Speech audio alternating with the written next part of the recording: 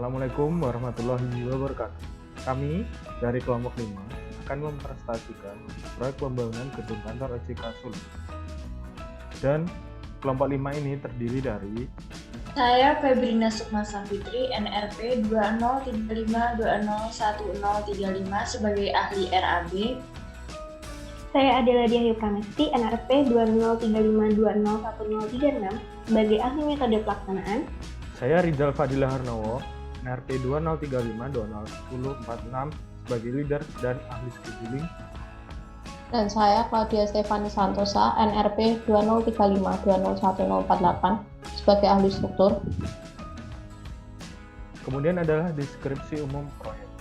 Nama proyeknya adalah proyek pembangunan gedung kantor OJK Solo yang berlokasi di Jalan Slamet Riyadi, Laweyan, Surakarta, Jawa Tengah. Kemudian ownernya Otoritas Jasa Keuangan dengan konsultan PT Artefak Artindo, dengan kontraktor PT Ardikarya, dan fungsi bangunan sebagai kantor OJK dengan luas lahan 3.000 meter persegi dan luas total bangunan 5.257 meter persegi dengan nilai kontrak total 132.103.059.400 rupiah dengan waktu pelaksanaan 197 hari kerja. Kemudian ini adalah work breakdown struktur. Yang pertama yaitu pekerjaan tanah yang terjadi galian, urukan kembali, dan urukan pasir. Kemudian ada pekerjaan struktur yang terdiri dari pekerjaan pondasi, pekerjaan pengecoran beton, pengerjaan pembersihan, pekerjaan blasting, dan pekerjaan struktur baja.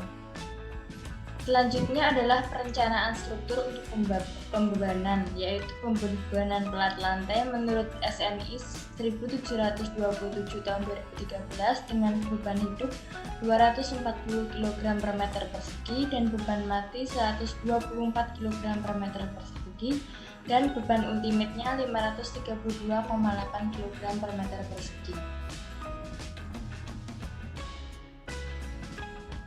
Lalu untuk pembebanan plat atap menurut SNI 1727 tahun 2013 dengan beban hidup 116 kg per meter persegi, beban matinya 18 kg per meter persegi dan beban ultimate-nya 168 kg per meter persegi.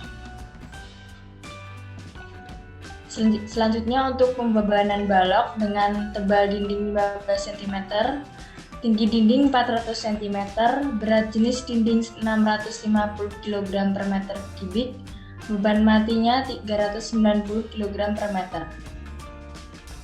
Selanjutnya untuk beban gempa yaitu menggunakan daerah Solo dengan tanah sedang dan percepatan spektral design pendek SDS sama dengan 0,64 dan percepatan spektral design periode panjang atau SD1 0,5. Berikutnya contoh perhitungan penulangan balok B3. Data perencanaan saya 700 mm, B 400 mm, limut beton 40 mm, FY 320 MPa, FC 25 MPa, J tulangan 22 mm, J sengkang 13 mm, dan beta 0,85. Untuk D 636 mm, Robe-nya 0,037, Romax 0,028, dan Romen 0,04. Selanjutnya untuk perhitungan tulangan lentur lapangan, didapatkan MU di RISAP 184,70 kN, lalu MN-nya 205,25 kN. Kemudian didapatkan Rho sebesar 0,004. Romax lebih besar daripada Rho dan Rho sama dengan Romen, sehingga dipakai Rho sama dengan 0,004. Lalu menghitung AS didapatkan nilai sebesar 1113 mm kuadrat. Lalu digunakan diameter tulangan 22 mm sehingga AS-nya 380,29 mm kuadrat. Lalu untuk jumlah tulangannya didapatkan hasil 3 buah. Lalu untuk tulangan lentur tumpuan, MU-nya didapat dari pusat untuk 407,73 kN, MN-nya 509,67 kN, lalu didapatkan Rho nilainya 0,011. Rho max lebih besar daripada Rho dan Rho lebih besar daripada Rho min sehingga dipakai Rho senilai 0,011. AF-nya didapatkan 2723,85 mm kuadrat dan digunakan tulangan diameter 22. AF tulangannya 380,29 mm kuadrat dan jumlah tulangannya didapatkan 8 buah. Selanjutnya tulangan geser. PU didapatkan nilai 213,92 kN, PN-nya 356.530,67 Newton, PC-nya 212.000 Newton, dan PS-nya 114.530 Newton. Kebutuhan senggang tulangan didapatkan 0,95 mm kuadrat per milimeter jarak.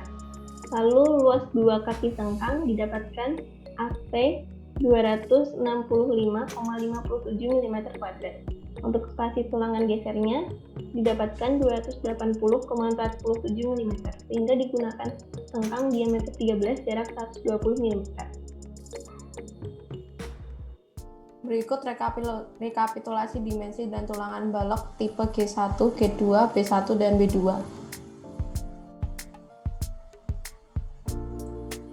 Selanjutnya, rekapitulasi dimensi dan tulangan balok untuk tipe B3, B4, B5, dan B6.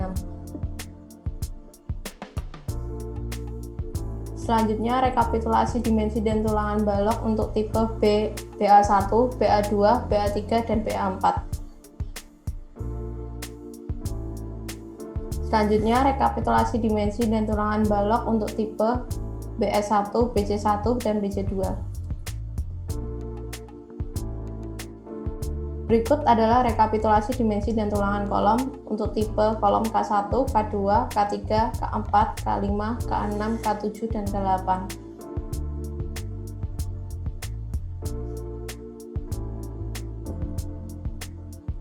Selanjutnya untuk contoh perhitungan volume pekerjaan persiapan dengan pembersihan lokasi sebesar 3058 meter persegi dan pagar sementara didapat 235 meter dan pembuatan kantor direksi 12 meter persegi.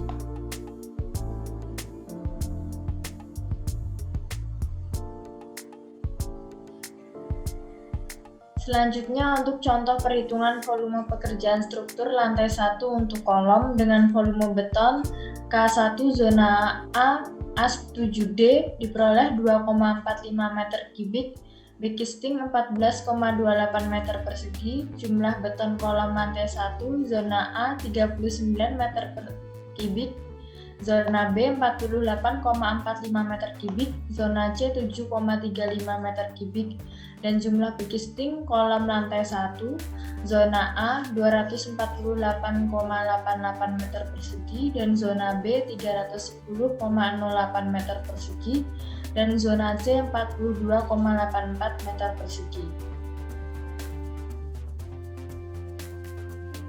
Lalu untuk contoh perhitungan volume pekerjaan struktur lantai 1 untuk balok. Dengan balok induk, contoh volume B1 zona A as B8 sampai 9 aksen diperoleh dengan rumus berikut, lalu 0,912 meter kubik.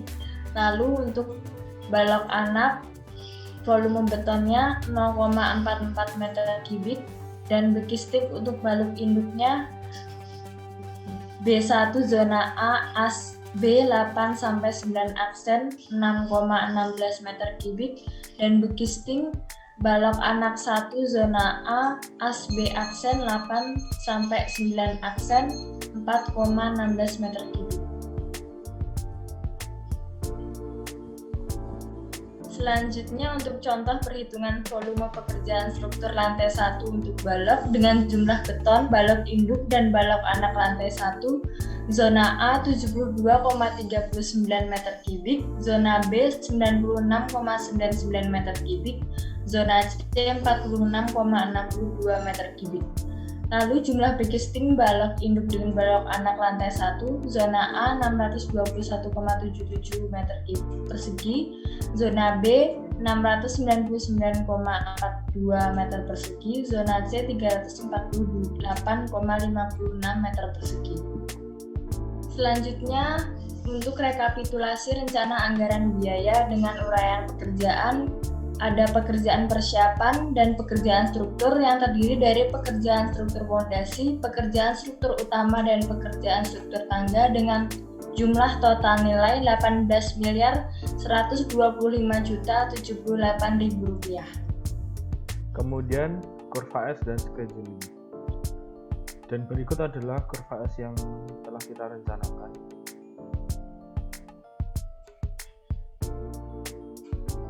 Selanjutnya untuk metode pelaksanaan, berikut adalah metode pelaksanaan pekerjaan tanah. Jadi dimulai dari pekerjaan galian. Kemudian ini adalah metode pelaksanaan pekerjaan tanah untuk pekerjaan galian fondasi. Kemudian ini untuk pekerjaan buangan tanah. Lalu urukan kembali.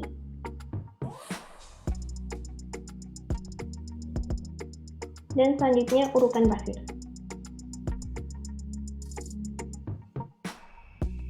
Selanjutnya, berikut metode pelaksanaan pekerjaan fondasi tiang panjang.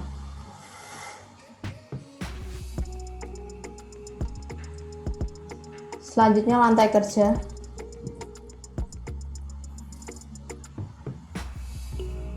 Kemudian pelket.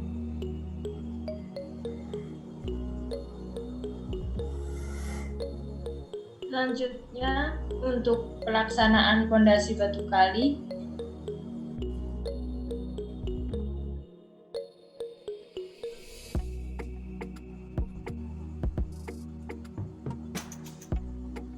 fondasi telapak, dewatering,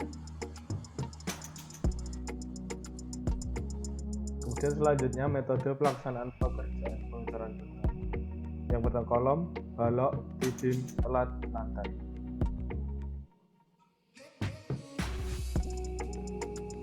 Kemudian selanjutnya adalah metode pelaksanaan pekerjaan pengecoran beton, pekerjaan beton decking. Kemudian percobaan pendahuluan atau trials.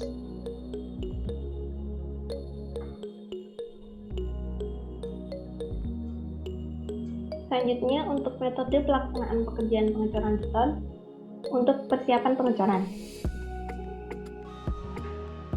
Selanjutnya metode pelaksanaan pekerjaan pengecoran beton untuk pemasangan bekisting.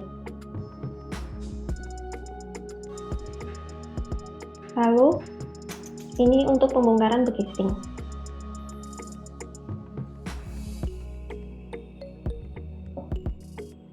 Selanjutnya metode pelaksanaan pekerjaan pengecoran beton, pengangkutan dan pengecoran. Kemudian pemadatan beton.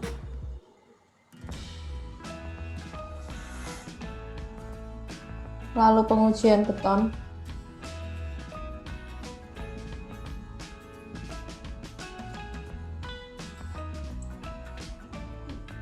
Selanjutnya pemeliharaan beton atau kuring.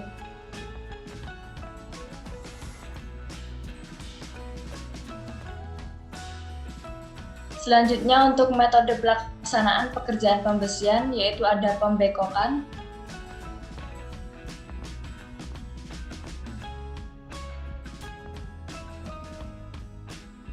lalu untuk pemasangan pembesian,